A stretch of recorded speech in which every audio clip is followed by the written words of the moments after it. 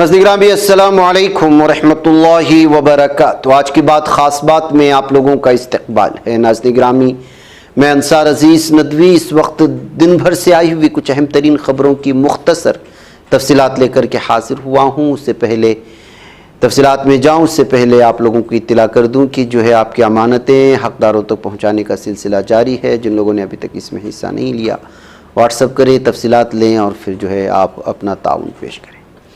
आइए नाज़रीन गिरामी पहली खबर की जानिब बढ़ते हैं। मुल्क के सबसे बड़े और बावकार इंजीनियरिंग इम्तिहान JEE एडवांस 2025 के नताइज जारी कर दिए गए। इस साल कोटा के रजित गुप्ता ने ऑल इंडिया रैंक में फर्स्ट हासिल करके पहली पोजीशन अपने नाम की, जबकि सक्षम जुंदुल दूसरे नंबर पर रहे। तहम मध्य प्रदेश की ज़िला बुरहानपुर से ताल्लुक़ रखने वाले माजिद हुसैन ने ऑल इंडिया रैंक 3 हासिल करके रियासत का नाम रोशन कर दिया है।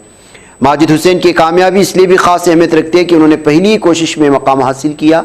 उनकी शानदार कारकर्दगी के बाद बुरहानपुर समेत पूरे मध्य प्रदेश में खुशी की लहर दौड़ गई है। अहल खाना, रिश्तेदारों और दोस्तों ने उन्हें मुबारकबादी पेश की, जबकि स्कूल इंतज़ाम मकामी हुकाम की जानिब से भी उनकी इज़्ज़त अफजाई की गई है।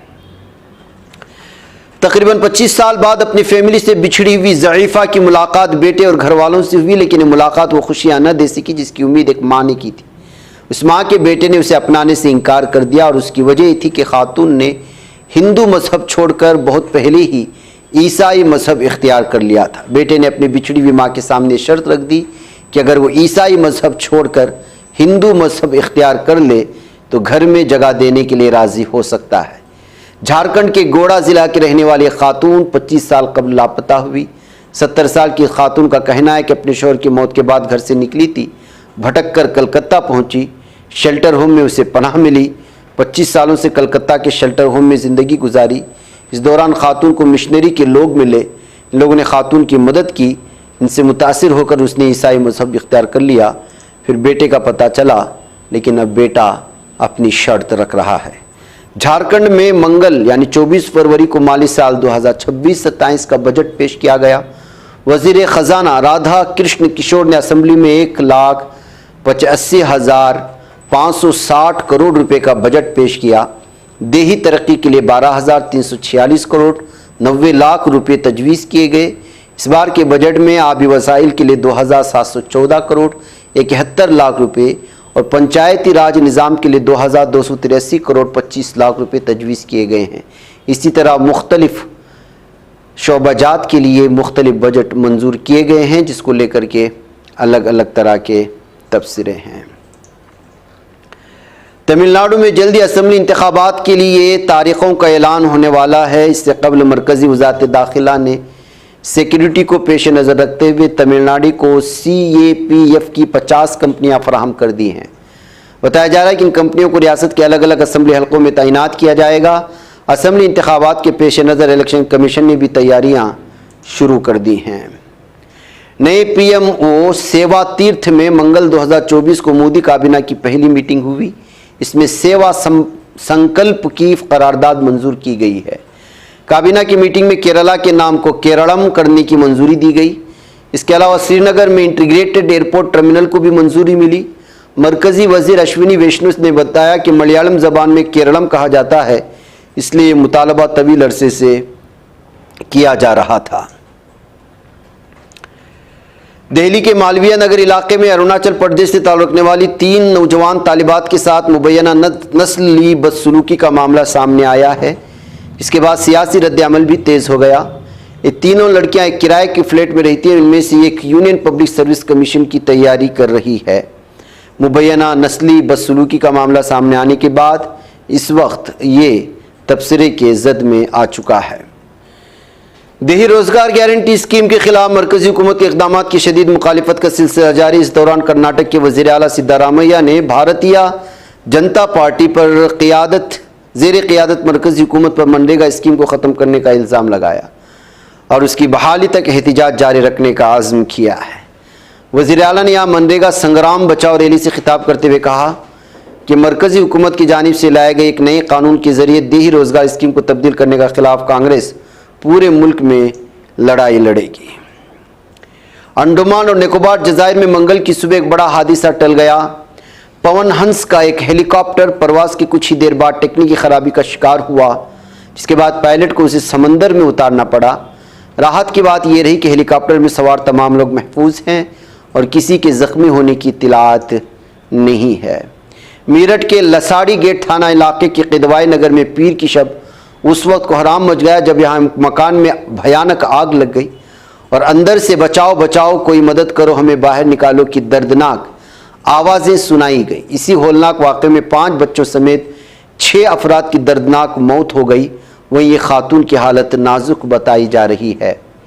इतलात के मुताबिक मेरठ के लसाड़ी गेट थाना इलाके के किदवाई नगर की इस्लामाबाद वाक़ई गली नंबर 3 में कपड़ा कारोबारी इकबाल अहमद का 3 मंजिला मकान है। इसमें इनके 3 बेटे आसिम, फारूक और डॉक्टर अरशद अपने अहल खाना के साथ रहते। ग्राउंड फ्लोर पर आई सेंस एम्ब्रॉयडरी नाम से कारखाना चलता है। इसमें पावरलूम मशीनों पर धागों का इस्तेमाल करते हुए कपड़ा तैयार किया जाता है। वहीं पहली और दूसरी मंजिल पर ख़ानदान रहता है, जिसकी वजह से आग बहुत भयानक लगी और लोगों को बचाने से पहले ही कई सारे लोग जान की बाजी हार गए।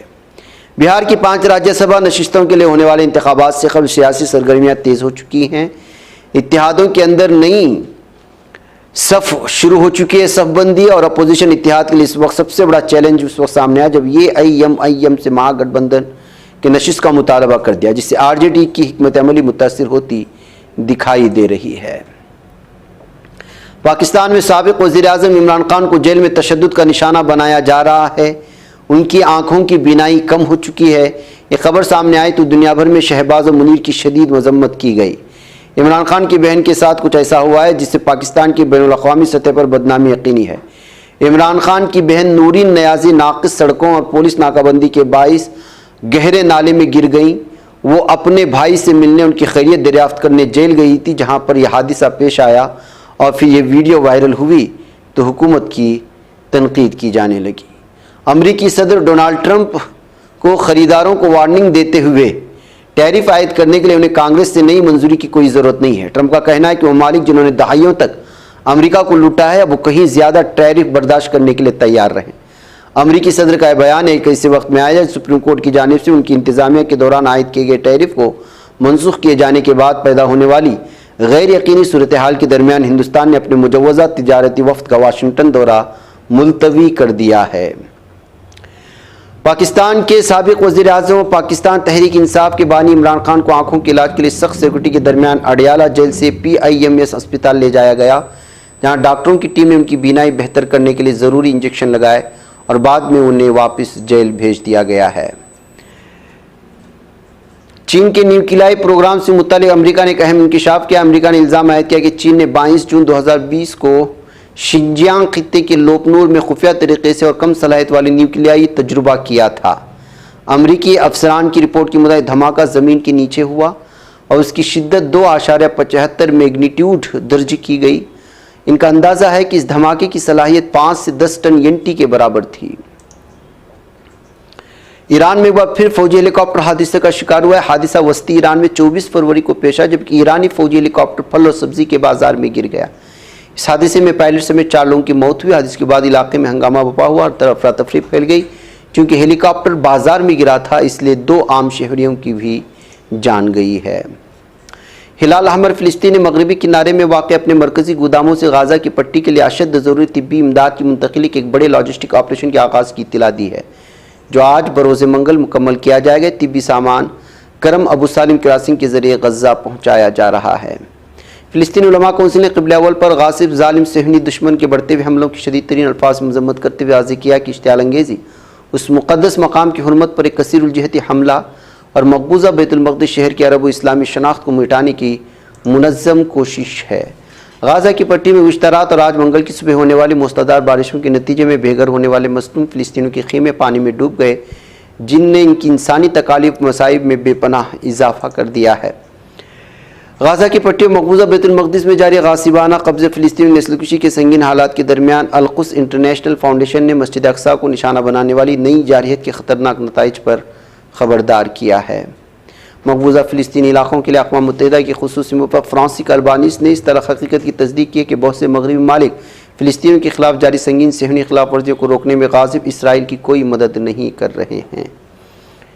नाज़रीन गिरामी मुझे इजाज़त दें। अस्सलामु अलैकुम व रहमतुल्लाहि व बरकातहू।